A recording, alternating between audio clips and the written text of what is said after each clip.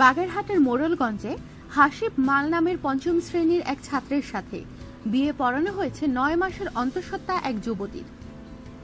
নিশানবাড়িয়া ইউনিয়নের চেয়ারম্যান আব্দুর রহিম বাচ্চু বৃহস্পতিবার রাতে তার নিজ বাড়িতে কাজী থেকে এই বিয়ের ব্যবস্থা করেন।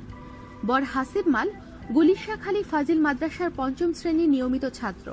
জানা যায়, উমাজুড়ি গ্রামের আব্দুল হাকিম মালের ছেলে হাসিব মালের বয়স এখন 12 বছর চলছে।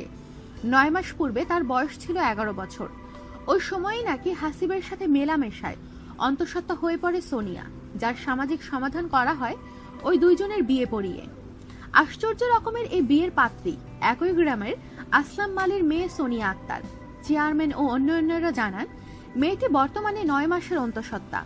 চেয়ারম্যানের নির্দেশে কাজী মোহাম্মদ আলতাফ হোসেন 50,000 টাকা দেনমোহর ধার্য করে বিয়ে পড়িয়েছেন বলে জানা গেছে।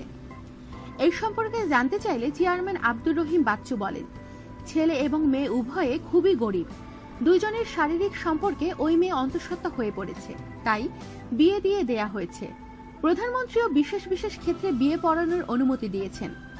তবে বিষয়টি সম্পর্কে জানতে চাইলে কাজী আলতাফ হোসেন বলেন, আমাকে বাচ্চু চেয়ারম্যান তার বাসায় ডেকে নিয়েছিলেন। ছেলের বিয়ের বয়স হয়নি, তার জন্ম সনদও দিতে পারেনি, তাই বিয়ে পড়ায়নি। তবে তাদের নিকট চেয়ারম্যান সাদা কাগজে স্বাক্ষর নিয়েছেন, আমার রেজিস্ট্রারে কোনো স্বাক্ষর করানো হয়নি। এদিকে বর হাসিব মাল শুক্রবার অভিযোগ করে বলেন, আমার ভাইজি সম্পর্কের ওই মেয়েটির কাছে অনেকে আসা যাওয়া করত। আমি এইরকম 7 থেকে 8 জনকে চিনি। এখন ঘটনাটি অন্যায়ভাবে আমার উপর চাপানো হয়েছে। সোনিয়ার গর্ভের সন্তানের দায় আমি কেন নেব? আমি তো লেখাপড়া করছি। আমাদের সাথেই থাকুন, সাবস্ক্রাইব করুন।